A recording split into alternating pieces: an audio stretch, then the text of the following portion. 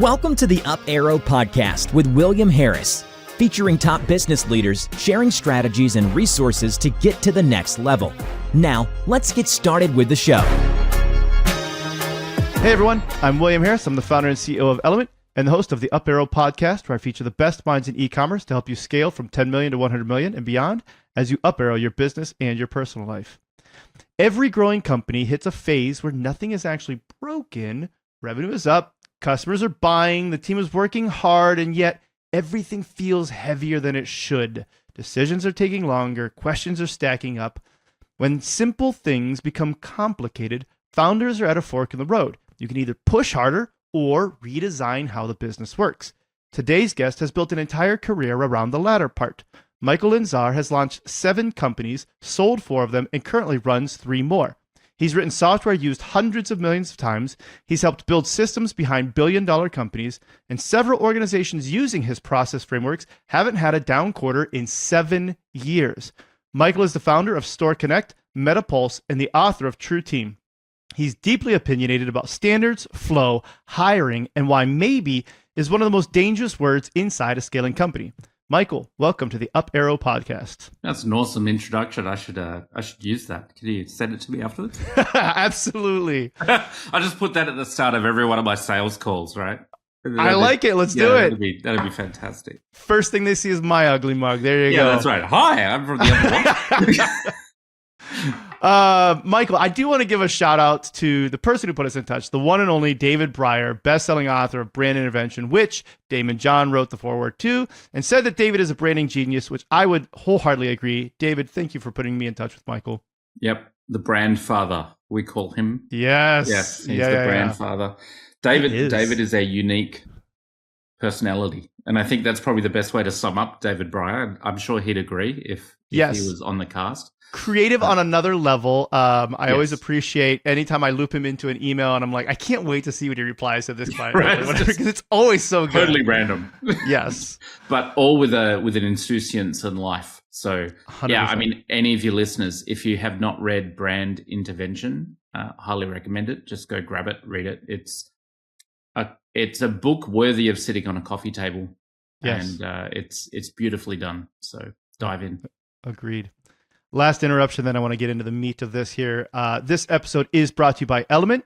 Element is the award-winning advertising agency behind optimizing e-commerce campaigns around profit.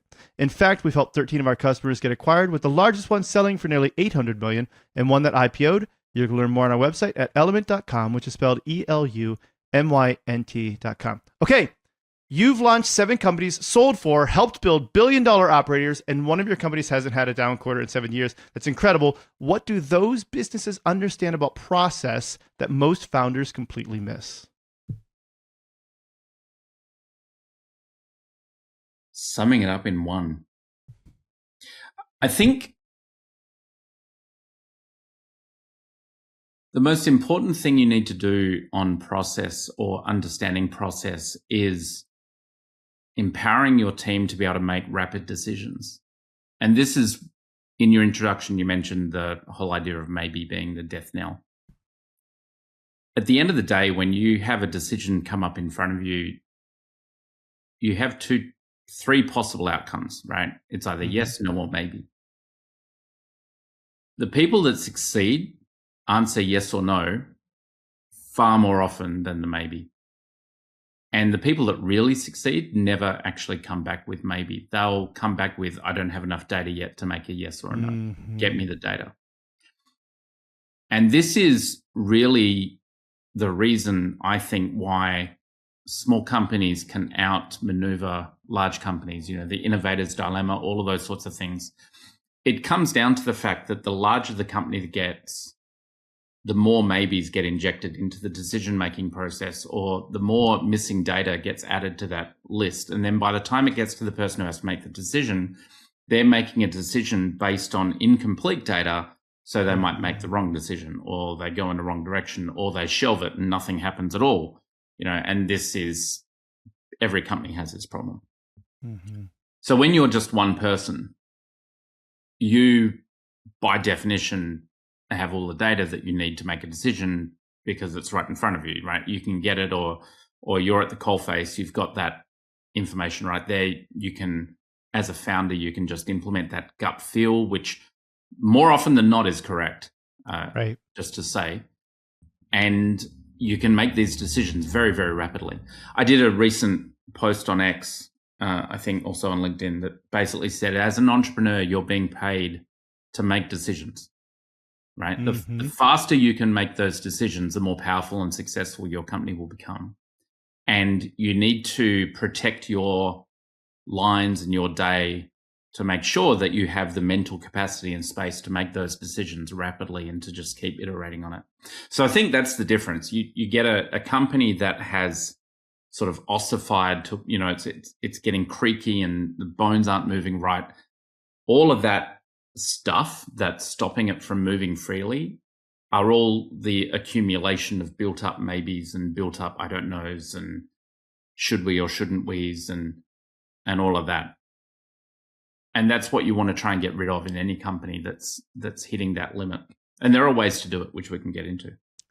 I'm a highly analytical person. I like math. And as a result of that, I felt as if, at least early on in my career, it was easy for me to go ahead and really logically rationalize every decision. And again, it's just you. And so you have the capacity to do that. You add more people to the mix, and then it becomes, death by committee or whatever this might be. The more that I've talked to successful founders and people who've done things, in fact, the first person who really told me this was Dave Mortensen. He's the founder of Anytime Fitness, or the co-founder there of Anytime Fitness, him and Chuck Runyon. And he said, your gut, like you have to work on trusting your gut, because your gut is more often than not, like you said, it's right. And then again, there's the whole, like, I like the logic and science of things. And it was Will Leach who told me on the podcast that it's like your gut, basically your non-conscious mind processes, I forget the exact numbers, but it's like the difference of like 50,000 bits a second for your conscious mind and like 500,000 bits a second. And I'm probably off on the numbers, but it's significantly more data that your non-conscious mind is processing. And so likely when you have this gut feeling about something, it is because your brain, the non-conscious, has processed an insane amount of data already. And it's kind of nudging you in this direction. It's just not a conscious thought. That's an interesting way to look at it. I actually think it's a bit more causative than that. Okay. My feeling around this is, you'll look at really successful founders and business people, and they have this just incredible self-belief that things are going to work out. Don't underestimate how powerful that is on making things work out. It's not just, I believe it's going to go well. That's not what we're talking about here. It's having that belief, but then doing the actions that make it go well, right? And this is where sometimes, I don't know if you've ever met these sorts of people. They want to be founders and they're like not really willing to do the work behind it. And they come up to tell you about this great business idea they've got. And you just get this feeling from them that you want to, as a make it go right founder, you sort of keep your distance from them. You don't really want to get too involved because you can just feel that they're 90% show and they're not really willing to do the work required to get it done. That's a different thing, right? I'm not talking about being a rah-rah person and going, yeah, everything's fantastic when the ship's burning, right? Sure. I'm talking about being the captain that's going, I know the ship's burning. We are going to make it through. And this is what we're going to do, A, B, C, D, E. And then the founders out there doing ABC before even the team's starting to do D, right? So you need to lead from the front. You need to push it through. And I think that's where that gut feeling comes from in my viewpoint. It's a postulated future. And the person's going, well, I've got this choice or this choice. That's the future I want. It feels right. Let's make it happen. And because they have now put their significant mental and physical energy into achieving that postulated outcome, the universe almost conspires to help them get there. And that sounds really metaphysical, but the way it works out in practice is really quite scientific. It's, as the founder, the head of that pack, they're just like going for it. The people around them can't help but go in the same direction, right? So now you're getting 30 people all pushing towards that direction. And you look at all the really massively successful founders, and they have very clear directions they're going down. The whole team knows which way they're going. Mm-hmm. So you get thousands, hundreds of thousands, however many people, when you start including the whole community around that company as well, are all pushing in this direction. Of course it's going to work. You know, it's a almost a self-fulfilling prophecy. I know you said that it sounds metaphysical. I would actually say that the more that we learn about physics, quantum physics, etc., it almost seems as if it's just physical, that it's not metaphysical. Right. It seems as if there are things that exist within the laws of nature that kind of make those things become more true. I'm even looking at things like wave collapse functions, things like that, right, within quantum physics and everything. Different show, so we probably won't go down that path right now. This is getting pretty wild for the first 5 minutes of a business podcast. Sure, but I want to go back in time then to young Michael. Were you always this way? Did you always think this way? Because if I remember, you talked about like dad leaves, an IBM XT shows up, lights dim. Like, what was going on at this time of your life? Were you also the person who was like, look, this is just going to work out, I'm going to make it happen? Or did you have to get there through these things? I remember a great story from my childhood. So my dad did leave when I was a young age. My mum and dad divorced. Mum got remarried and I had a stepfather. And my dad sent me an XT and I started playing with it. And it was one of those computers that, you know, when I first got it, it had the two 5.25 inch 360K floppy drives. I was like in heaven, man. That was like more RAM and disk space than anyone on the block. And after a couple of years, my dad shipped me a 10 megabyte hard drive, and like it was this big, you know, it's they're massive. And I remember installing it myself and getting it up and running and turning it on one day finally, and literally the lights in my room dimmed because it was just drawing power. And it was such a visceral experience launching these computers back then. You'd flick the switch. The switch was like a half kilo weight on it to flick it over because the magnets had to click, right? Yeah. And then you hear this, and the hard drive would boot up. And anyway, it was quite a wild time. But I got into doing some programming myself. I got one of the first internet accounts in South Australia where I was living at the local university. Wow. And I remember, I mean, back then it was all just Unix and email. And my name actually came out of that, the way I spell my name, believe it or not. That's another story. But we got into the internet, and I remember seeing BBSs and Unix-based ones I was also using, and also dial-up. And as the internet was in this really nascent state, now I'm talking 1996, 97, like it was really early times for it in general. I remember going to my stepdad, who was a used car salesperson. And I said, you know, one day people are just going to buy cars over this. And he just said, don't be stupid, you know, and he really shut me down.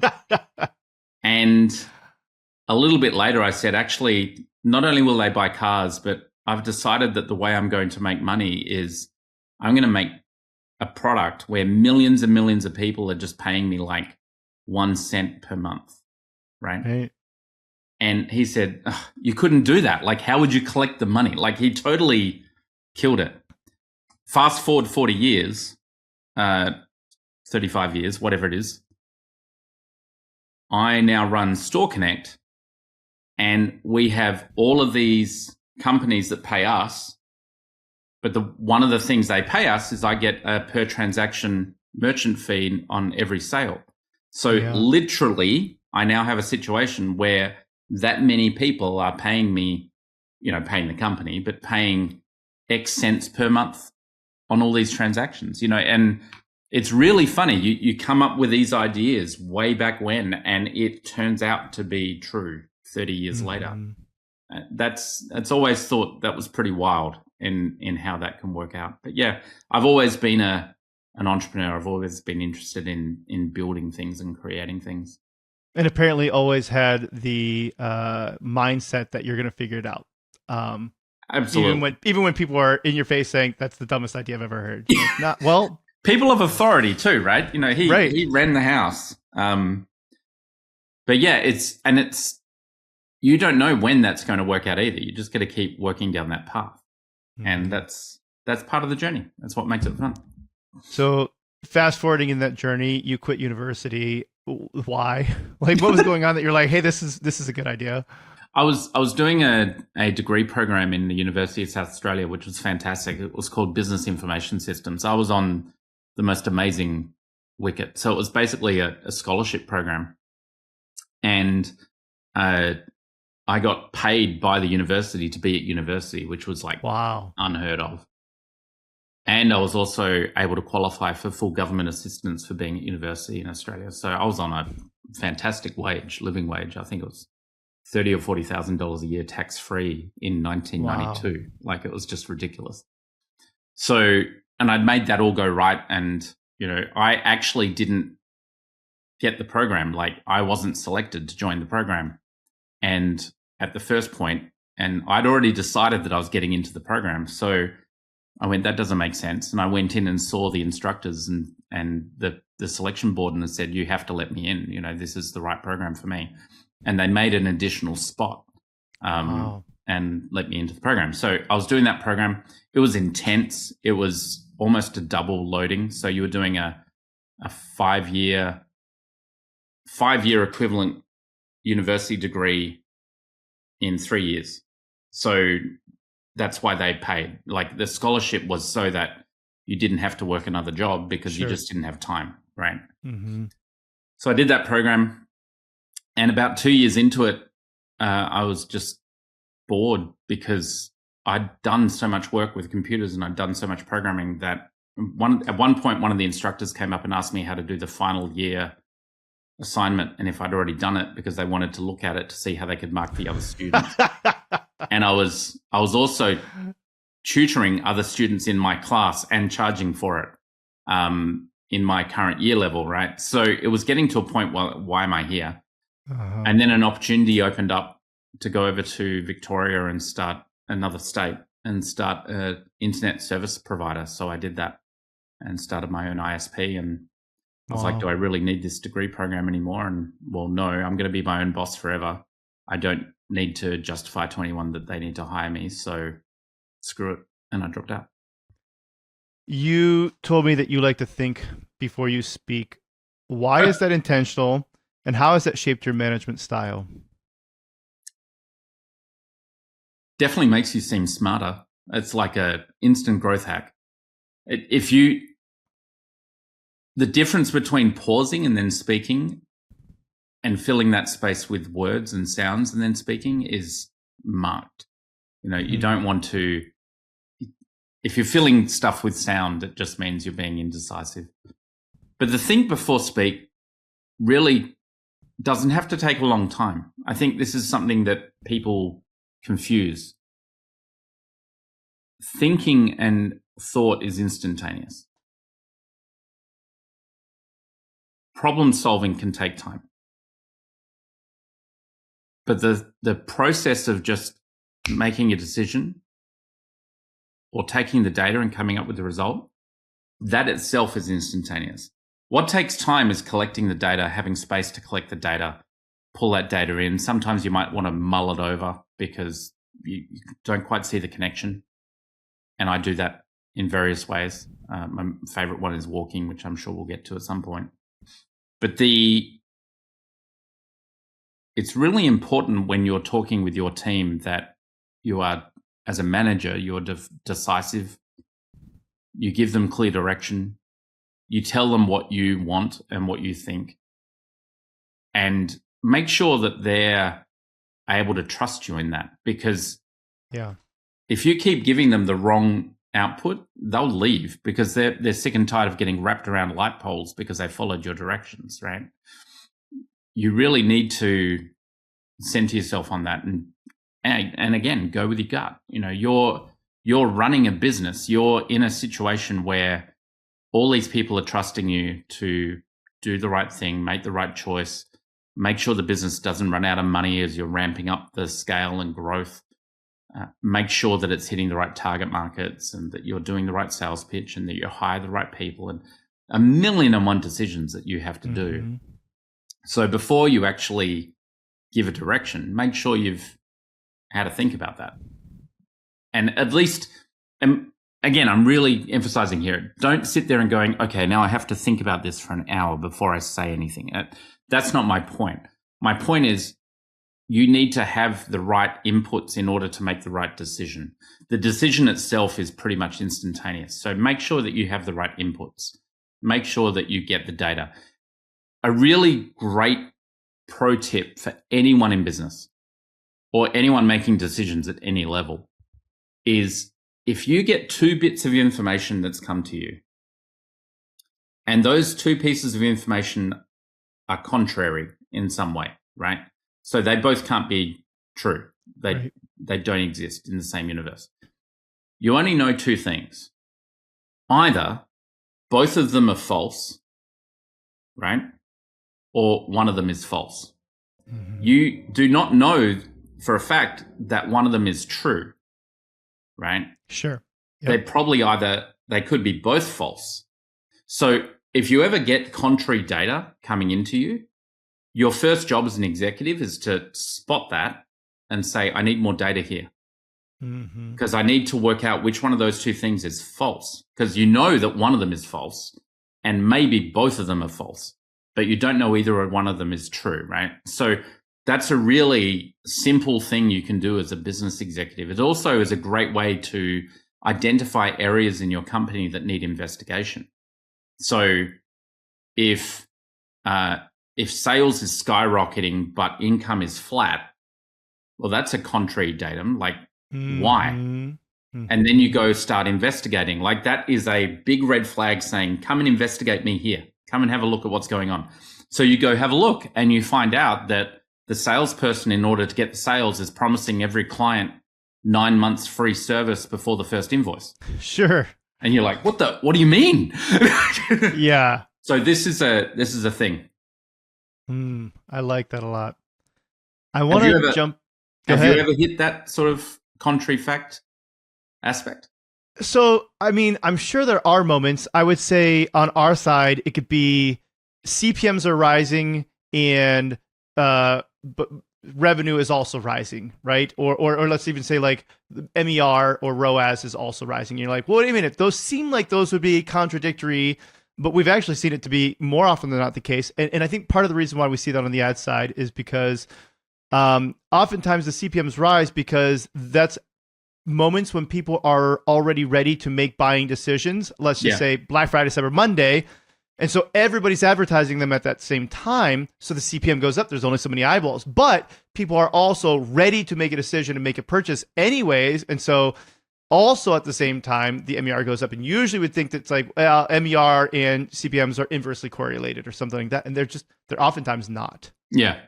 Yeah, exactly. And again, this is a thing. One or both could be false, or you're just missing some data. Yeah. And the missing data there is that everyone's buying on Monday. Right. And that's what's causing that contrary fact. And this is something that I play with a lot in the business. I love it.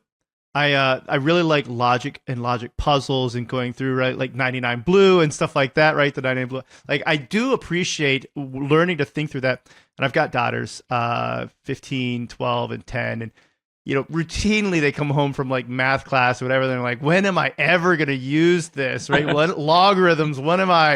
And I was like, you're not necessarily going to use that specific math in your everyday life. But what you are going to use is the way that has shaped your brain and the way that it has wired your brain to be able to think and solve and to see patterns and things like that you will use in everything that you will literally just make better decisions potentially as a result of being able to wire your brain that way. Yeah, totally.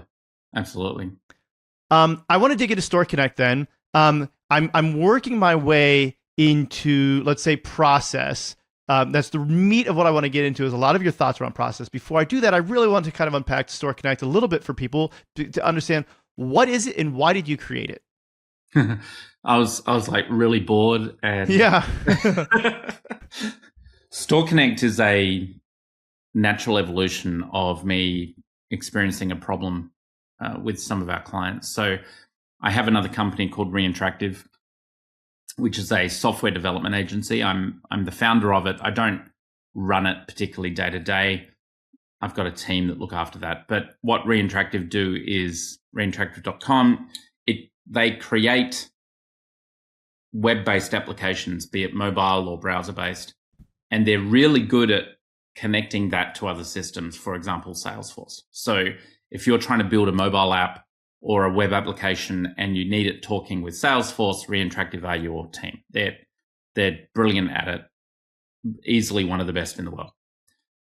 And while I was in this company and working it day to day, I kept having clients come up and say, hey, Michael, can you build us a bespoke e-commerce product?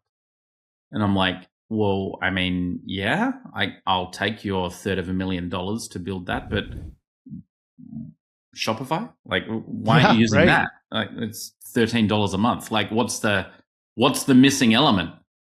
And they kept coming back. I had 3 of these in like 2 years. Like, it was wild. And they kept coming back saying, look, Shopify, BigCommerce, whatever, it's all fantastic on the front end. Like, it can do the transaction, but that's not the problem. The problem we're having is, how do we automate that business flow in the back end? How do we structure it, and how do we handle the refunds and the orders and the CRM aspect, and how do we synchronize it with our help desk and all of this guff? I want different types of reports. I need a thing going to the CEO that shows total products broken down by, phase of the moon or something, which Shopify just doesn't provide, because why would they? No one needs that. So they were trying to get control of the back end. And one of my clients summed it up. They said, we don't want our e-commerce software to dictate how we run our business.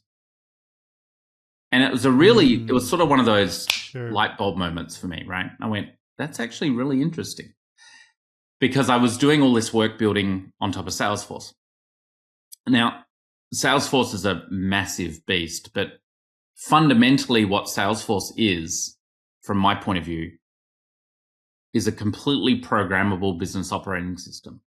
And it has its warts and it has its bad UI in certain places and all sorts of things, and it gets picked on, but it's a multi-billion-dollar revenue business, right? It does a lot of things right in order to achieve that outcome.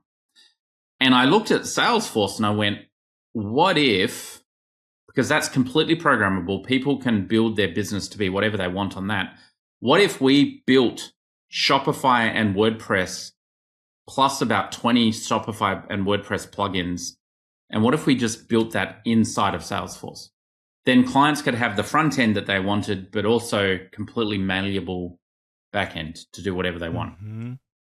And I prototyped this over about a 2-month period. Me developing and one of my other developers proved to ourselves that we could actually do it, and went to market. And I think we sold our first client within a month or 2, like without a product, and a very expensive and very high profile client. And it was like hundreds of thousands of dollars that I sold instantly. And I went, holy crap, I didn't even have a product to show. This was on the promise of a product to show. And I went, okay, this thing's got legs. So we built out the first 2 clients and got them launched. That took us like 6 months because we had to build this thing from scratch. Sure. And then once that was built, I went to market again and we sold out our implementation capability again for the next 6 months in like 3 weeks. Product market fit. Holy shit. This is just like going. And then a whole evolution. And fast forward 8 years, and we're growing at like 150% year-on-year growth. Wow. It's exploding. And the most common close lost reason we get on our opportunities is, why didn't I know about you 12 months ago when I just replatformed? So that's the position we're in now. It's a great close lost reason to have, but we now just need to get out there. One of the other funny things about StoreConnect was that our first 50 clients did not compete. And what I mean by that is... like vertical overlaps or things like that. No vertical overlaps. in our first 50 clients. I mean, we might have had 2 that was doing retail, but one was cosmetics and the other one was shoes, right? Or things like that. But the first 50 did not compete in anything. So our product is insanely horizontal, which as a marketing person, freaking sucks, right? It's like, where do you spend your money? But as a product person, it's really great. The only problem is that it makes that tail before you really start taking off really long, because you have to get critical mass in multiple industries before it really starts exploding. But yeah, so, having that capability and StoreConnect now, I mean, we've had clients come to StoreConnect from Shopify and discontinue more than 20 SaaS products in the process. It's a lot. And when you think that each one of those SaaS products is only really providing them 90 to 95% of what they actually want, you start adding up those percentages. This system gets everything except the birth date. We really need the birth date. So now we get this system which does the birth date, but it doesn't do the blah, but we really need the blah. So we added this system which hacks the blah, but causes a slight problem in this one over here. And you keep building up this Rube Goldberg machine of SaaS products. And we get to just go thunk and put it all in Salesforce and just build that automation. And the scale just goes ballistic. The clients, first of all, love it. Don't hate on my Rube Goldberg machines, because I happen to think those are a lot of fun to watch those videos. But I get what you're saying, and I totally agree with you. Like, there's like all those little percentages can add up to something that is substantial then to a business that's large enough. We had one client. I mean, this is my favorite example.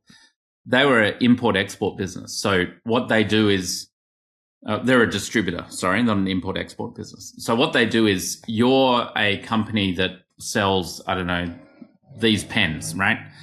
And you're based in America, but you want to sell these pens in Australia, and you don't want to set up operations in Australia. So this company comes along and goes, we will distribute, sell, stock, run the website, do everything for these in Australia for you, right? So they then set up a warehouse, and they set up the website, and they they go to the local Office Depot or Officeworks and sell them the boxes of pens or whatever's needed, right?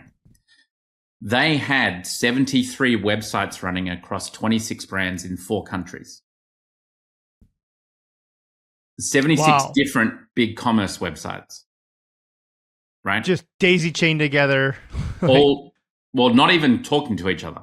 So 76 different websites. Okay. And then on top of that, in every country that they were working in, which was 4 countries, they had a B2B store, which only showed and stocked the products for the brands that were available in that country, because not all 26 brands were in all 4 countries, right? When we came to them, they had 4 people full-time, 4 marketing people who weren't doing marketing.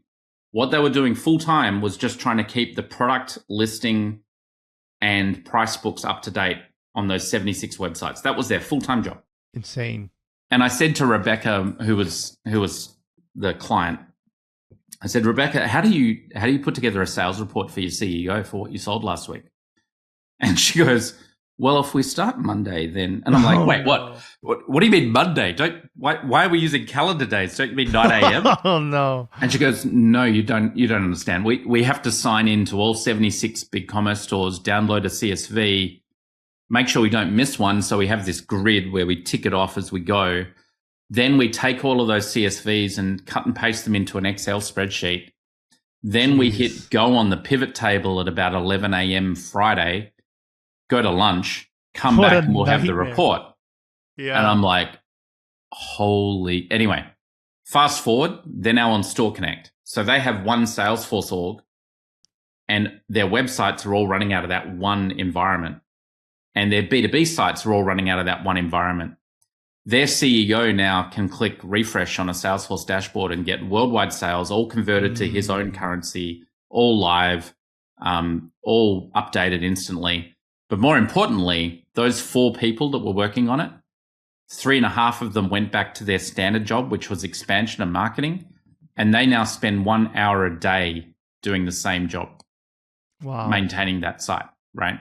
So this is where StoreConnect's like evolution of bring it all into one location that actually works really makes sense. And it really enables this growth for our clients. Well, and to your point then, that makes it easier for the CEO to make decisions because they're not saying maybe, and so the whole business moves forward. They're not waiting for data. Yep. A big part of this, like you said, was them being able to fix the process, to run the business that they want to run it. So they're not focused on these things that don't work. Obviously, improve the processes. We talked about the maybe. You've mentioned before about like other things. I think, what is it? MetaPulse, right? Am I remembering? That's the name of the other thing that you have that helps to start seeing things that can basically improve the process. Take me through what MetaPulse is and how that's doing that. MetaPulse.com is the website. Okay. MetaPulse is the world's first growth management system. And it's my baby. It's something that I'll never sell. I'll keep it forever. I built it literally so that I could build my other companies. And, StoreConnect is exploding and it's taking off. And at some point, something will happen, I'm sure. But MetaPulse will always be mine. And MetaPulse really provides a few really key things. So the first one is it has a team chart in there so that you can actually put who is in your company and what do they do. This is one of those things that as you grow, you lose track of. One day you walk in as a founder and you're past 50 staff. Once you get past about 50, you will see people that you don't recognize or you just don't know the name of. And what are they doing? Like, what's their job?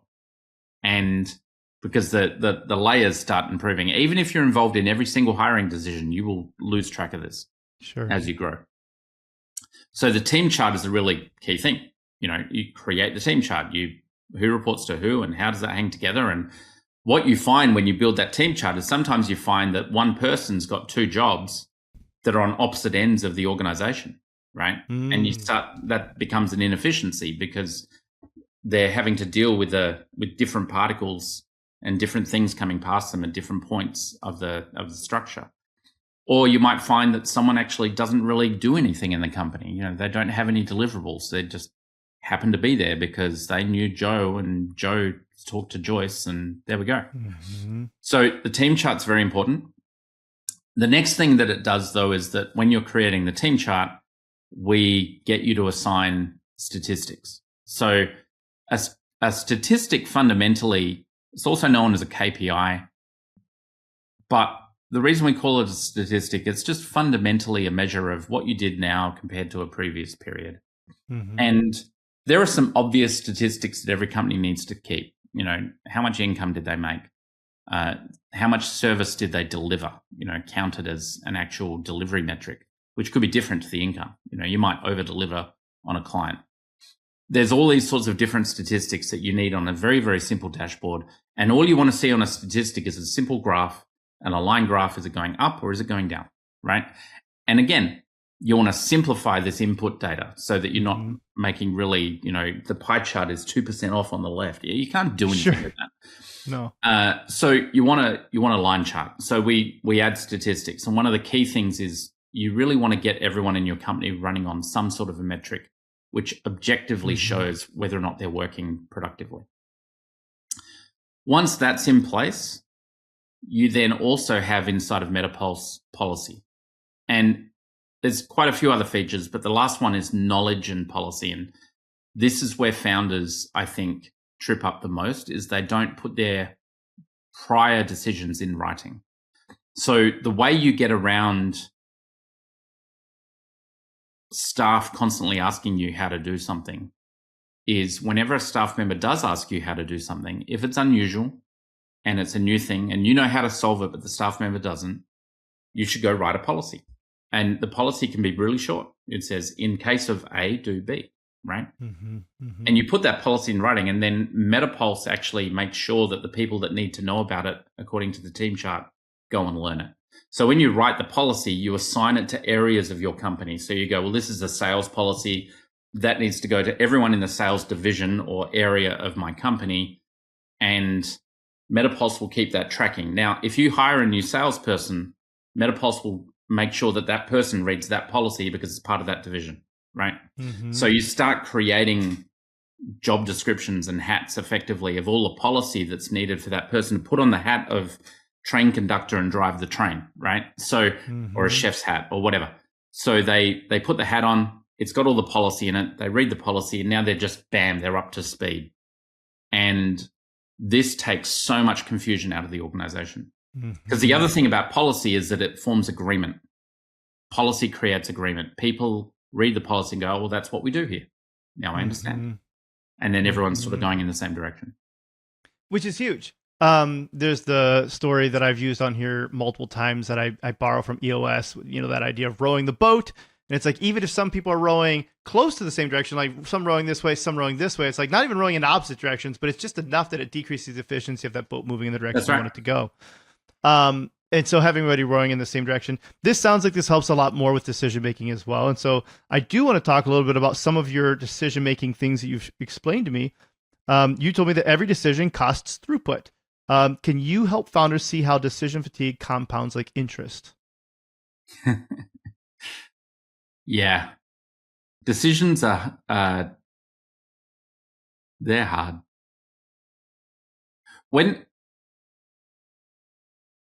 How best to describe this? Every time, so you put a person on a post, right? You say, Joe, you're the salesperson, right? Now, if you were Joe and you as the founder, you're able to make sales way faster than any salesperson that you ever put on the job. And the reason for that is client says, oh, I need blah. And you just quickly go, yep, we can do that. Done. No worries, right? Yep. Or, hey, can I have a discount on this, but I'll pay you more over there? Yep, done. No worries. The salesperson, every time that comes up, doesn't have the authority. Right. So they're going to go, let me get back to you. Now, the number one thing that kills deals is time. Momentum. Yeah. Got to have that keep going. The more time you add to a deal, the more chance you're going to lose it. It can be investment, it could be a sale, it doesn't matter.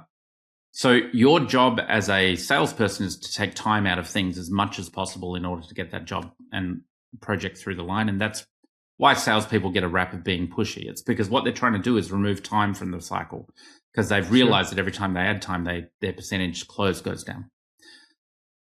So it's the decision on an unusual outcome or an unusual set of circumstances that's costing you that sale because you're having to pause. The way you combat that is twofold. Firstly, you tell the salesperson they're responsible for the job. This is your job. This is the metrics. This is how we measure success. And you got to try and get that as clear as possible so that they know that it's their job. What you don't want is a salesperson calling you every day. Is this okay? Is this okay? Is this okay? Yeah. That's just going to kill everything. Secondly, every time your salesperson comes to you with some sort of decision metric or, hey, this is a bit unusual, what do I do about this? Write a policy around it. Maybe not every single time, but if you can, even better. Write a policy around it and put that into writing, and then give the policy back to the salesperson as your answer, if you can. If you can do that loop that fast, I've done it a couple of times. I don't get to do it all the time, but I've had staff send me an email saying, hey, boss, what do we do about ABC? And before I reply on the email, I've written the policy because I've just gone, and then I've attached the policy to the email and just replied. So good. Right? And I haven't even attached it. What I've done is I've written it in MetaPulse, and MetaPulse has emailed them the policy saying, hey, you've got a new study assignment. Please read this. And it just handles, right? Because the client, the staff member goes, oh, cool. That's what we do. Boom. And they do it. So that's a really twofold aspect. You want to put the person on the post and expect them to own that post and come up with the goods, right? Treat them like an adult. Say, hey, this is your job. I need you to achieve these outcomes. Tell me what you need to do it. And on the second side, you give them the guardrails and the guidance on what's acceptable and what's not. And with those two things together, an intelligent person will be able to boom their production and expand from there. So we run off of EOS traction. And one of the things they talk about is, 80%, right? Like 80% of your policies and your processes written down, 80% of it, right? And that's kind of like the goal. It's like just find that spot. How do you prevent, let's just say, standardization and process from becoming bureaucracy and slowing things down then because there's so much process? Because you need a senior policy, and we have this in our company, which is any policy broken in the selfless service to a client is fine. Right?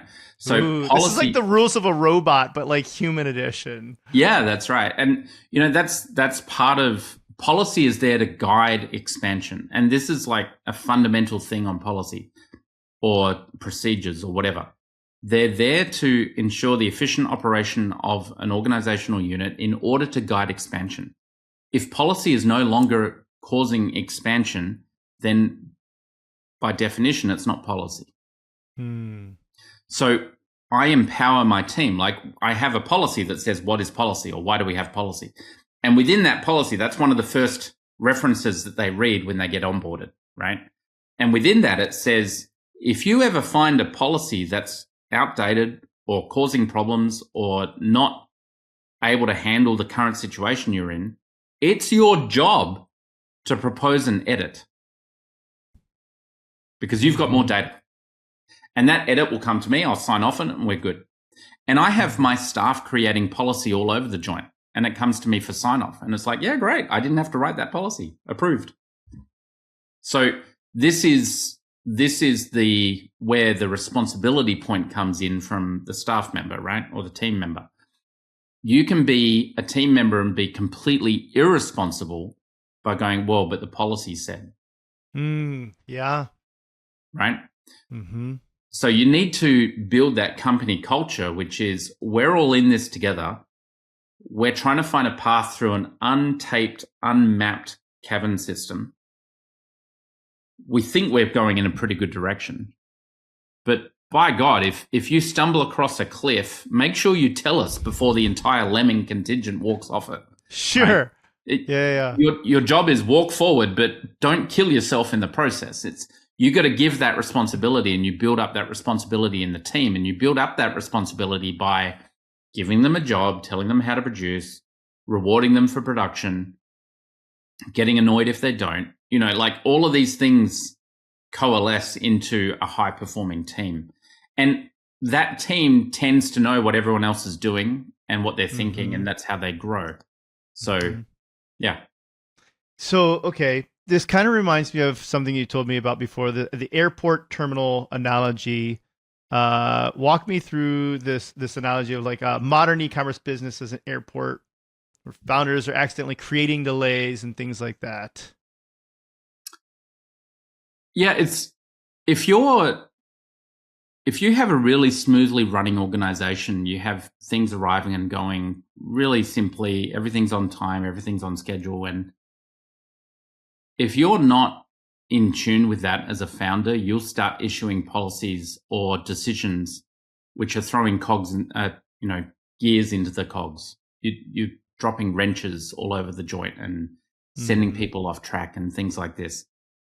It's really important to not bypass a person. So if your salesperson's doing a job or your customer support person's doing something, and you as a founder get frustrated because they're not doing it right, your first inclination is to jump all over it and just handle the hell out of it. Yeah. Sometimes you have to, right? The client's about to quit, leave, whatever, you just got to handle it, or it's an emergency. Fine. But if you ever do that and you want your business to continue running smoothly, you need to go and speak to the person that you bypassed, right?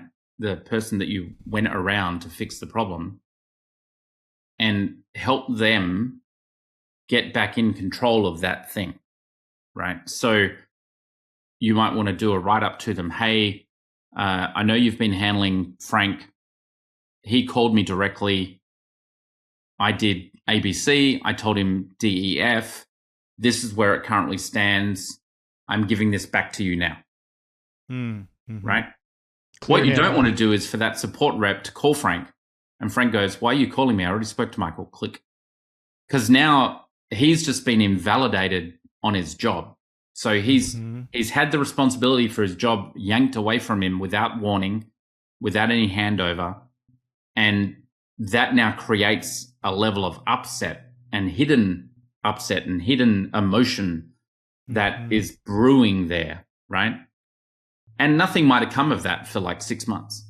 But then you add more and more and more and more of those together, and you get a situation where the boss is an asshole and blah, blah, blah, and this company's stupid anyway, because they're just getting wrapped around light poles and they're not getting a chance to succeed, right? So you got to be careful as a founder. Don't go around bypassing people and doing these sorts of things. Just get in there and produce the product. If you need to do something, do it, but then make sure you hand it back to the person who's responsible for it with a write-up so they understand and they can carry it forward from there. Otherwise, you will just wear every job in your company and that's that. You're never going to get to a point where someone can be owning a job if you keep bypassing them on it. I feel like there's a story here. Like, was there a moment when you had this aha moment where you bypassed somebody and something happened? You go, oh, okay, I get it. Or is it just like, you were like, no, this just makes sense? Yeah, it's something I've learned over the years. And I mean, you mentioned EOS. It's a one platform. I've used the Hubbard management system a lot.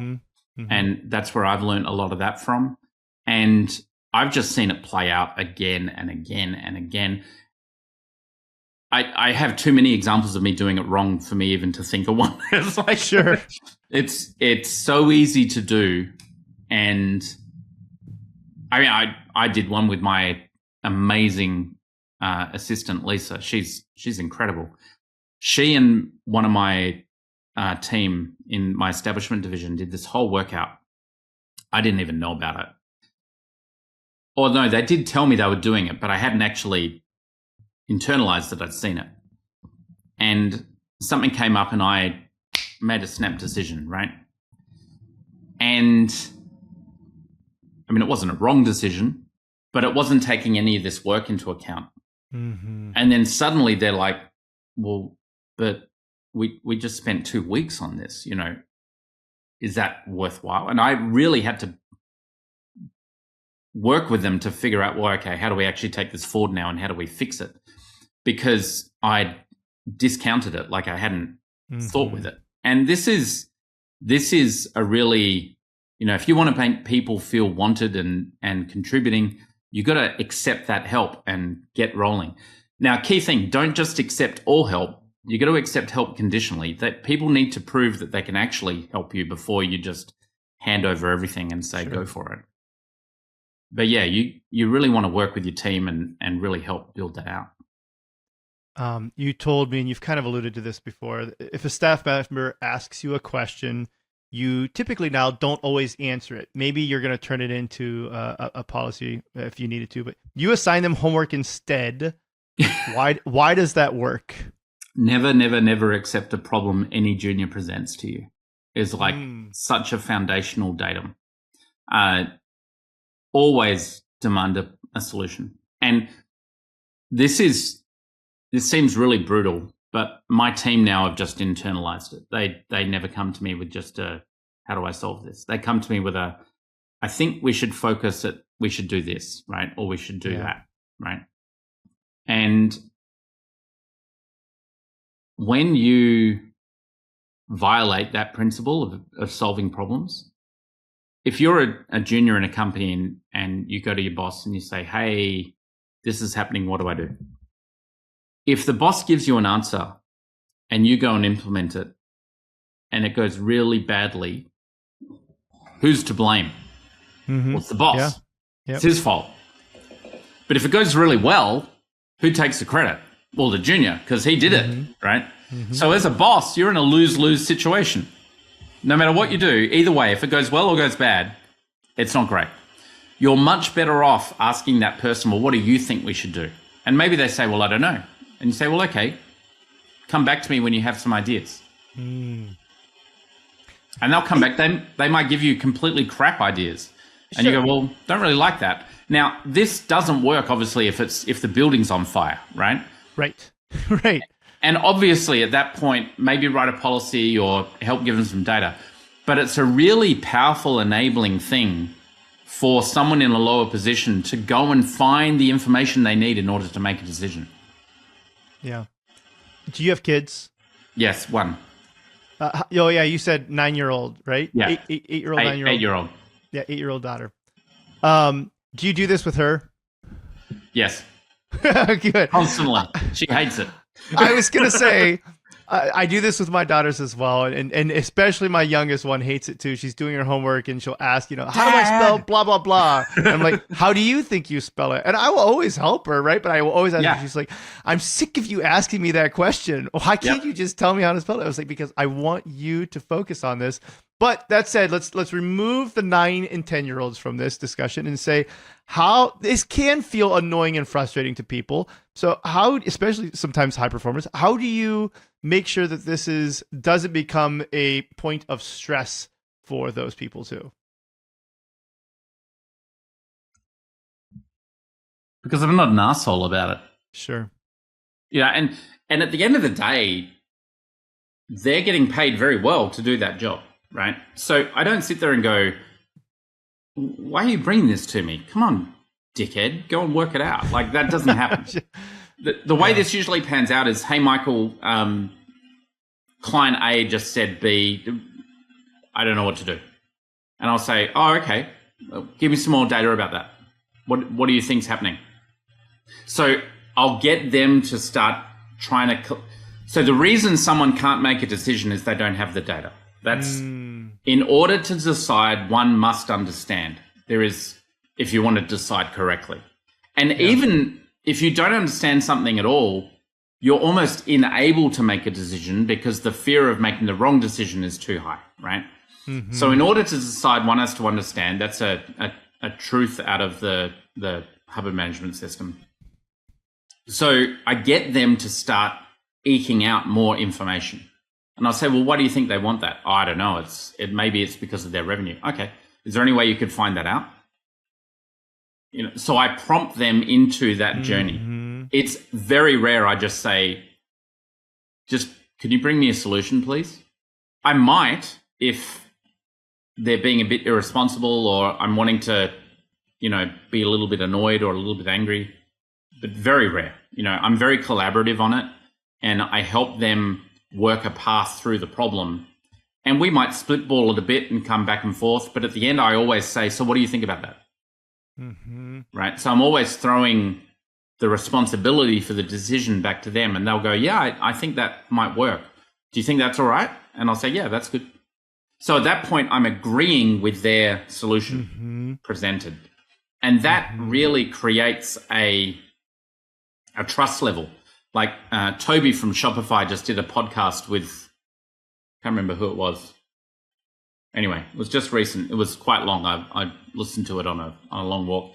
But he talks about like having a trust bucket. And as you're doing each of these interactions, you're building trust and you're filling that bucket with more and more trust.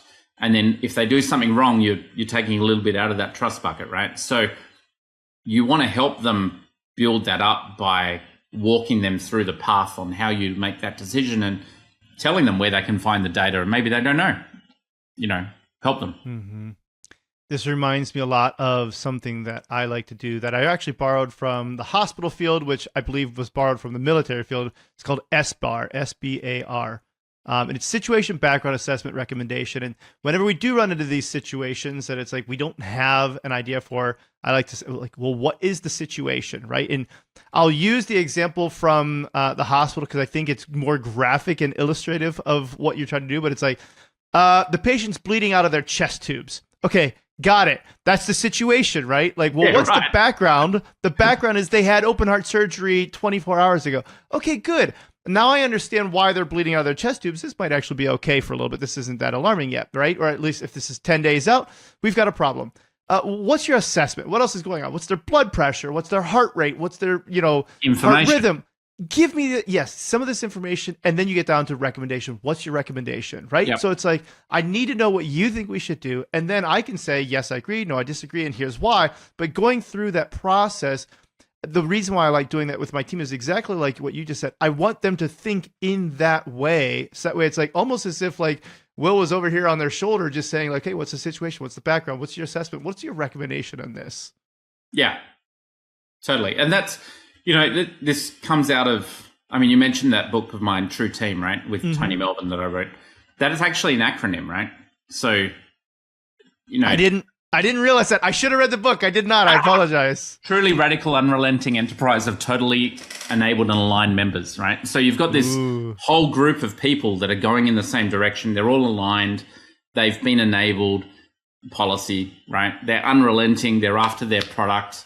They're a bit radical, like they're doing different things, and that's how you create a brand new business. But this is a whole... You get those individuals on the job who want to do the job, take responsibility for the job, follow the policy that exists, propose missing policy that doesn't. That will build up the company. And you can think of policy as like little foundation blocks in a business. And as they get laid down and bedded in by continual use and proven that they work, that builds a really strong foundation for you to keep building your company up. I love it. I want to shift into some of your scaling, exiting, being acquirer ready stuff because you've had a couple of good exits. You've sold companies for, I believe, 50,000, 250,000, millions. What changed between each exit? Believe it or not, the smaller the deal, I found it harder. Because really, I mean, the really, really tiny ones, that was just easy. That was just a decision over the phone and yeah, we'll do it and let's go. There's a point though, when you start selling companies where the data collection, you're just not set up to have it because you haven't got your procedures and policies and things in place. I tell you, one of the things that saved me a lot of time was having a lot of statistics that we were tracking on a weekly basis for the last X years. And someone says, what's your blah? And I pull up a graph of it being tracked on a weekly basis for blah through the whole history. That builds a lot of confidence. One of the key things in a sale is that money is an idea backed by confidence, right? So people are going to give you money if they're confident that they're going to get something in exchange.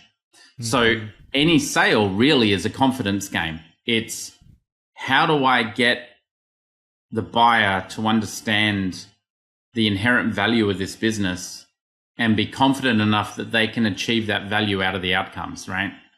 And as soon as you understand that that's really all a sale is, it makes things a lot more simple in terms of, well, what would I want to know, in order to buy this?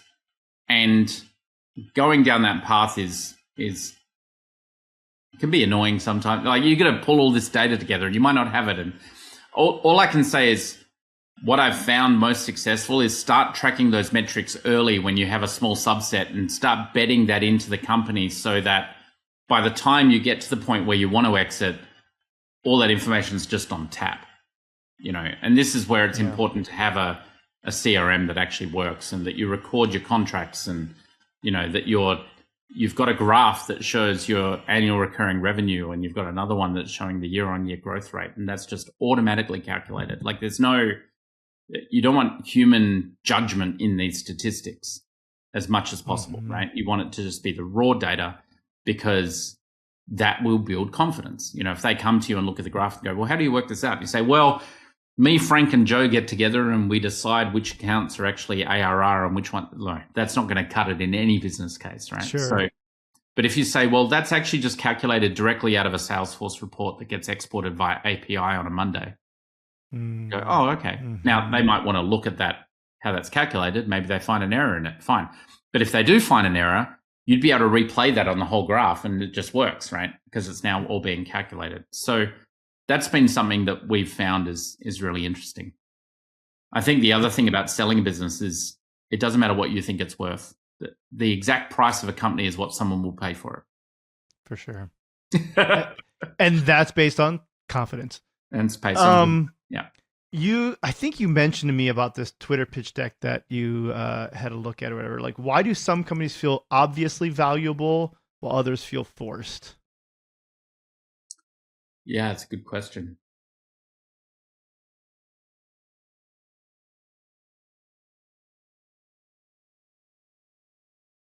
I think it might be primarily around what the founder believes.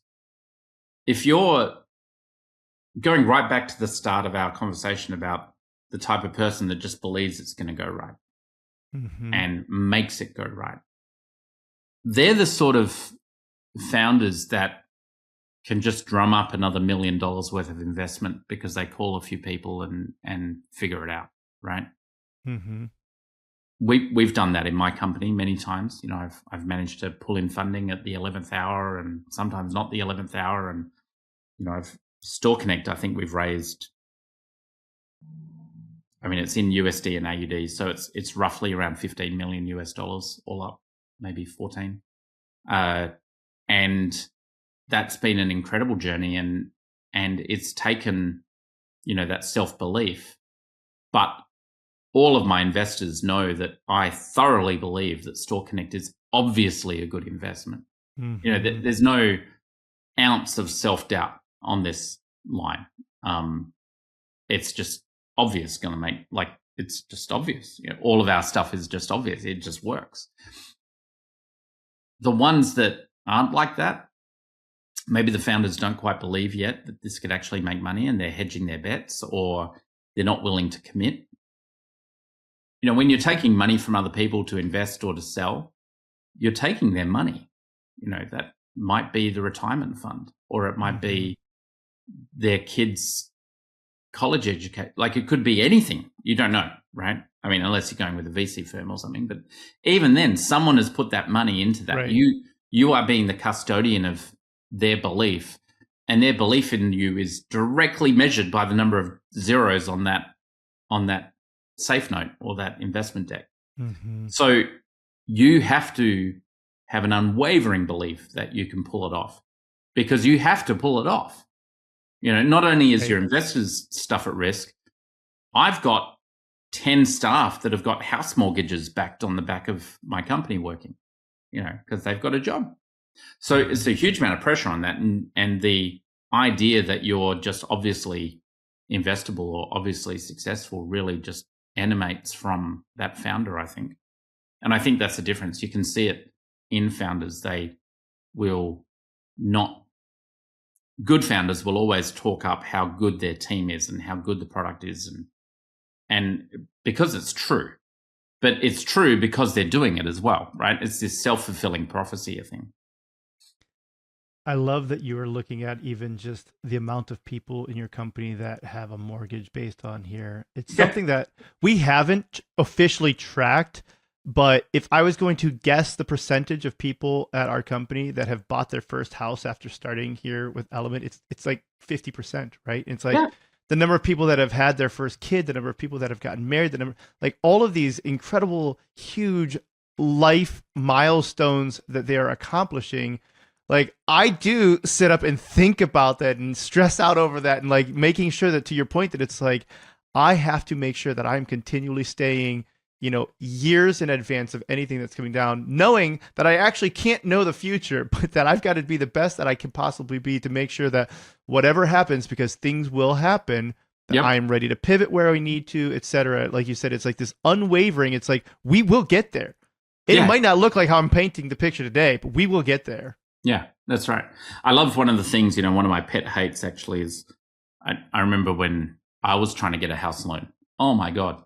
I was literally through my companies paying, I think at the time we had 15 staff with mortgages, right? So my company was generating enough revenue to look after 15 staff's houses. And I went for a mortgage and the bank's like, no, it's too risky to lend you money. And I'm like, what are you talking about? So we had to do 25% deposit and all this sort of stuff to qualify to get a loan because I was self-employed, and yet all of these staff are getting mortgages underneath me just straight off. Like, the bank would contact me and ask me to sign a letter to say that the staff member was reliable. Yeah, right. And then say that I'm too risky. Like, it's just ridiculous. It's so funny how the money market works. But, there you go. First of all, did you call that pet hates. Is that what you called it? That was a pet hate. Yeah. So we call it a pet peeve. I did not know Pet that there was a peeve. difference in what we call pet peeves, pet hates. That was interesting. I appreciate that. On the AI front, there was something I wanted to ask you about too, because you said that everyone says AI will fix everything, but you're saying most companies aren't even ready for AI. Yeah. Why are they not ready for AI? Because their data is shit. How do they fix it? There's a couple of things with AI that I think I have some, I don't know if they're different or unique outlooks, but there's a couple of things. People say that AI is going to replace every business or something, right? The thing about AI is it's really good at doing. It's not very good at creating. Mm-hmm. And I mean this in the truest sense of the word. You'll get people say, oh, yeah, it is. I mean, look, I can tell AI to create a scene of a woman in a red dress walking down a alleyway in France, and it's created this wonderful thing. Mm-hmm. Well, no. What it's done is it's interpreted your creation into another format. Mm-hmm. Exactly. And this is something to really understand about AI as it stands right now. This may change. I don't see it changing very soon, but it's very, very good at converting one set of inputs into another format. And it's also very, very good at reviewing a large volume of data and extracting the pertinent pieces out of it. Fundamentally, at a base level, they're the two things that AI is good at. Everything else is just an extrapolation of that. I do a lot of coding. I use AI tools for coding a lot. And what AI tools for coding have allowed me to do as an executive, because I run a lot of companies, I don't have many 4-hour blocks where I can just focus on a coding problem. So what I do is I have Claude running. I mean, it's actually running right next to me. And a couple of times in this podcast, I've been telling it to go forward. I have that running as a side agent, building something for me, and I'm evaluating its responses and re-guiding it and putting it in the right direction and doing all these sorts of things. So I'm putting my create into it to get it down the path. Mm-hmm. So that's one thing about AI. The second one is that the client's data is just out to lunch. So they don't have a single source of truth. This is one of the things we are actually fixing and helping companies fix with StoreConnect, because if all of your data is in Salesforce, that's one repository to do things like product recommendations and next best purchase and all this sort of stuff that can come out of that. If your data is in 5 different systems, that's a lot harder, because now, well, where's the source of truth? One of the questions I ask my clients a lot is, how many single sources of truth do you have? And it's a very enlightening question for them, because they realize that they don't have a single source of truth, and they thought they did. So, I don't think a lot of companies are ready for AI. They need to be. And the easiest way to start with it is not trying to boil the ocean. Just find something that you do all the time that AI might be able to help you with, summarizing documents even. Mm-hmm. Someone sends you a big legal contract, whack it in one time and see what it comes out of. Still read it for yourself, because the AI read it is not a legal defense. So still read it yourself, but the AI might be able to point out some things that you might miss otherwise. Mm-hmm. But yeah, that's one of the things. I also think about, people going, oh, well, now that AI is here, all these companies are going to go out of business. Some will, absolutely. But the other thing to bear in mind is that everyone's got the AI, right? Mm-hmm. So the level of productivity that's expected across the whole is everyone's going to rise together. Right. So I see people say, oh, well, in 2 years, some kid with AI is going to build StoreConnect. And I go, well, maybe, but all of my 20 plus developers are using AI. Right. So we're going to be doing 20 times the volume output that one person's doing. Right. So it's a force multiplier. I completely agree. I see it as a force multiplier. It increases productivity and it increases the output quality potentially, because you can now do several things to get it to be a little bit better. Errors and things like that. Yep. But yeah, not a replacement in most situations. Yeah, exactly. And this is, it's exciting. I can build things really quickly. I know exactly what I want to build, and I can just nudge the AI in the right direction. One of the things I've found with things like Claude and Cursor and stuff is the AI goes insane sometimes because, and what I've found is quite often the best thing to do is tell the current, like sometimes you'll see an AI get into a loop, like they fix it, then they unfix it, then they fix it, then they unfix it. And it's the same loop. Whenever I get an AI into that situation, I actually tell it, write up a summary document of what we're trying to achieve here and summarize it. And I copy that and I quit the AI and I start a new session and I feed it that document. And that quite often just solves the problem because the reason it's in a loop is it's trying to include all this prior context and the context keeps sort of overriding itself with the next best thing. I'm not quite sure why it happens that way, but yeah, if an AI starts going insane, shut it down, boot it up with a fresh set of hypotheses. This is what we've done. This is where we're at. This is the problem we're having. Help me fix it. And quite often it will just fix it. Very smart. I do want to spend a little bit of time getting to know who Mikel Lindsaar is, because I think it's fun to get into the human being. Careful. That's fair. You give a lot to charity. You volunteer. You walk 5 kilometers every day. You watch Formula One religiously. Why does rhythm matter so much in your life?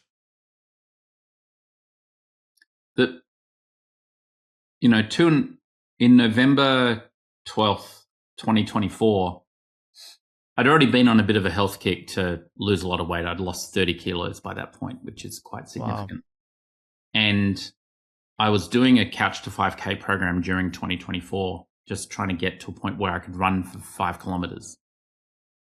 And when I started that Couch to 5K program, I was 30 kilos overweight for one thing. And I couldn't run 30 seconds. Wow. I just couldn't. I'd get to the end of 30 seconds and I would be doubled over in pain.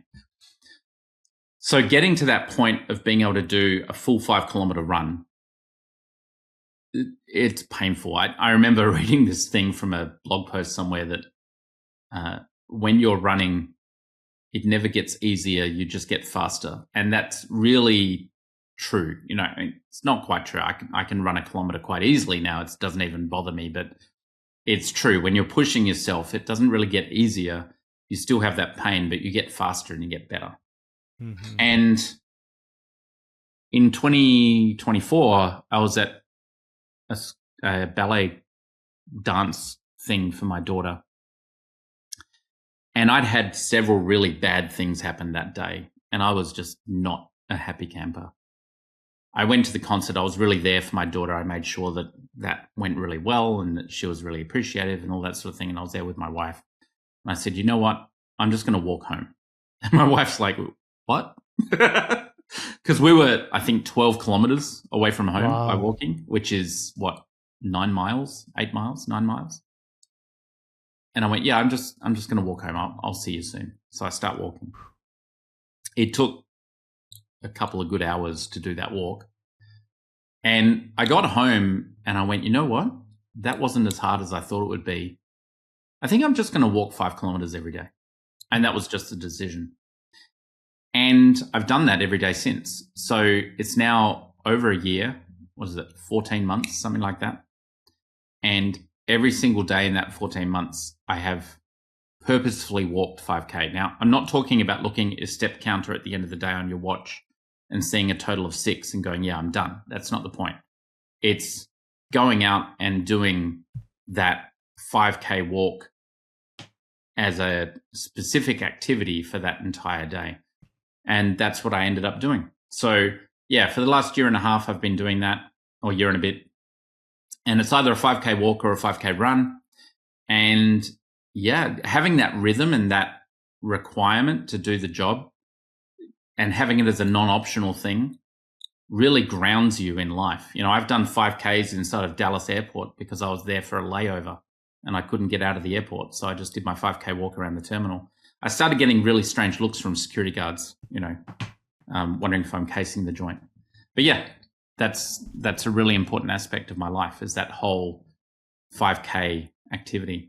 And you get to, when you have a rhythm like that, like a foundation, you get to build other things around it, right? So now that I walk 5K every day, that's an hour a day where I get to think through or percolate on ideas or even just experience nature and not do anything. That's actually a really valuable thing.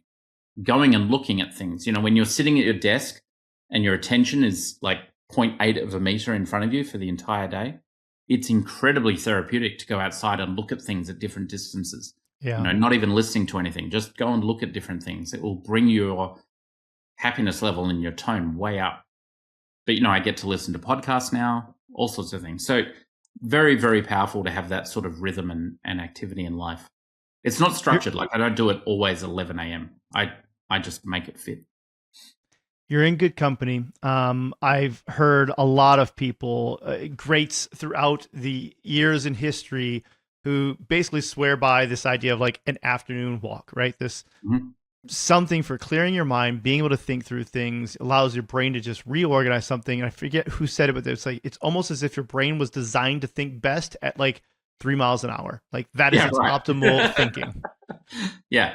And it sort of also makes sense when you look at where we come from as a species, right? We were nomads and walking around and following the game and all that sort of stuff. So it's a really interesting life hack. And man, does it help your health markers. It's fantastic for that.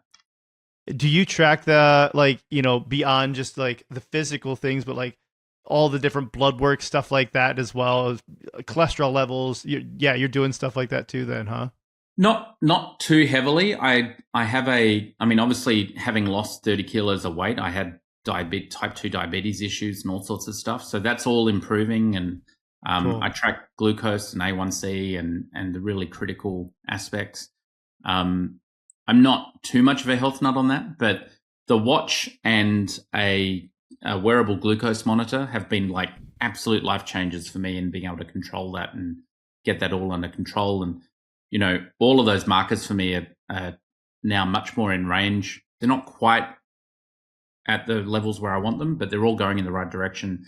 And I'm doing that all without medication, right? So I'm getting these massive health improvements just by doing a simple walk, It's not always a walk, On Saturday, I decided to do my first 6K run. And wow. Oh my God, it killed me. I really did not think, I got to the end of the run and almost throwing up and it was wildly hard. And I did not expect it to be that much harder than a 5K, right? Sure. But then I looked at it and went, actually, it's a 20% jump. You don't, it's just 5 to 6. That's not a big difference. Yeah, it is. Yeah. Well, I think the thing that I like about this is you're even talking about making sure that you have those statistics, as you call them, the KPIs, automated and tracked so that way you can see them as a CEO. But it's we need to do that as human beings too. And it's you're the CEO of your life, of your body. You need to have that data at the ready. Otherwise, how are you going to affect change? How do you make a decision if you can't, and this plays out, I tracked my glucose and I was at the shop yesterday and that candy bar was screaming my name from the shelf. And I'm like, no, I want my sugars to be good tonight. And so it gives you it empowers you to make those decisions that are going to help you and help expand. And you got to take the time out of the decisions. There's no point only getting a glucose check once every 4 months if you're trying to actively make a change. So spend the money, get that glucose monitor, take the data and look at it and go, oh, look, that's actually a situation here. That's brilliant advice. Take the time out of your decisions. Michael, it has been really good talking to you and learning from you here today. If people want to work with you or follow you, what is the best way for them to do that? I'm on X and LinkedIn. So X, it's just @Lindsaar. LinkedIn, it's Mikel Lindsaar in the thingy. You'll find me. The companies, StoreConnect.com, MetaPulse.com are the two key companies there. Reach out. My website's at lindsaar.net. Yeah, I'm available. Find me. I love it. Well, again, I appreciate you sharing your wisdom with us and sharing your time with us today. Awesome. Thank you very much. And thank you, everyone, for listening. Hope you enjoy the rest of your day. Thanks for listening to the Up Arrow Podcast with William Harris. We'll see you again next time, and be sure to click subscribe to get future episodes.